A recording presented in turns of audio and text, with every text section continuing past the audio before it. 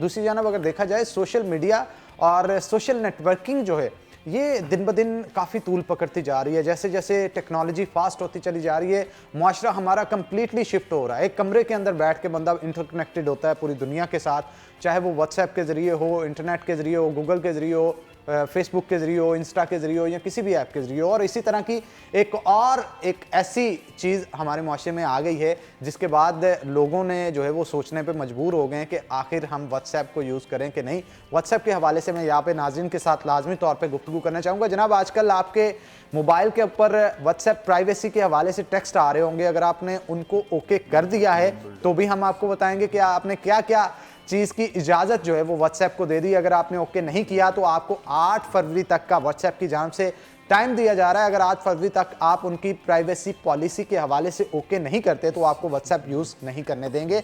और जब आप ओके कर देंगे तो उसके बाद आपने बहुत सारी चीज़ों की जो है उनको इजाज़त दे दी होगी। अब वो इजाज़त किस तरह से होगी, क्या क्या नुकसान उसके हो सकते हैं। कहा तो ये जाता है कि व्हाट्सएप की जानिब से ये पॉलिसी सिर्फ और सिर्फ इसलिए बनाई जा रही है कि आप तक एड्स पहुंचाए जाए, क्योंकि अगर एड्स तक की बात होती तो हमें किसी किस्म की परेशानी ना होती। क्योंकि जब तक एड्स नहीं आएंगे, कोई भी कंपनी बनाई जाती है सोशल नेटवर्किंग के लिए तो उनको ज़्यादा से ज़्यादा ऐड चाहिए होते हैं, क्योंकि उन्होंने अर्निंग करनी है और एक प्रोसेस जो चला रहे होते हैं उसके लिए पैसे कमाने होते हैं। हर कंपनी का यही ख्वाब होता है कि अच्छी से अच्छी अर्निंग करें। अर्निंग की हद तक काम ठीक था, लेकिन व्हाट्सएप के ज़रिए अब जो प्राइवेसी पॉलिसी बनाई गई है वो हमारी समझ से बाहर है। अब वो किस तरह से समझ से बाहर है कि अगर आप व्हाट्सएप पॉलिसी ओके कर देते हैं तो आप उनको इस चीज़ की इजाज़त दे देंगे कि आप जो भी टेक्स्ट कर रहे हैं, जो भी कर रहे हैं, इसको इंटरकनेक्टेड कर दिया जाएगा फेसबुक के साथ और इस सारे डाटा को सेव कर दिया जाएगा। इवन ये भी कहा जा रहा है कि अगर आप डाटा डिलीट भी कर देते हैं तो उसे रिट्रीव करने की पावर भी रखती है। और इसके साथ साथ अगर आप घर के अंदर बैठे अपने राउटर से, अपने इंटरनेट से, जिस डिवाइस से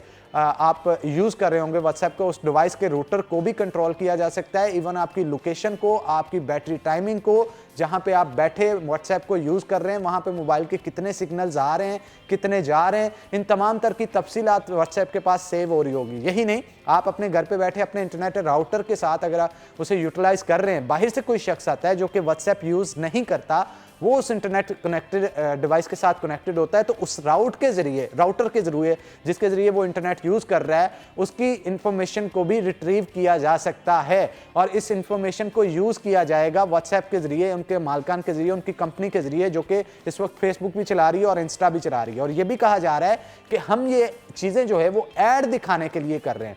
अब ऐड दिखाने के लिए उनका कहना है कि कर रहे हैं, लेकिन इसके बीच बीच एक शिक ये भी रखी गई है कि अगर उनकी बहुत सारी, क्योंकि व्हाट्सएप भी दो तरह के होते हैं, एक आम व्हाट्सएप है और एक बिजनेस वाला व्हाट्सएप होता है। बिजनेस व्हाट्सएप को बहुत सारे मुल्कों में बिजनेस पर्पस के लिए यूज़ किया जाता है और बिजनेस पर्पस के लिए यूज़ करने के साथ साथ जिन कंपनीज के जरिए यूटिलाइज किया जा रहा होगा, जो कि कस्टमर होंगी व्हाट्सएप की, उनके साथ आपका डाटा भी शेयर किया जा सकता है।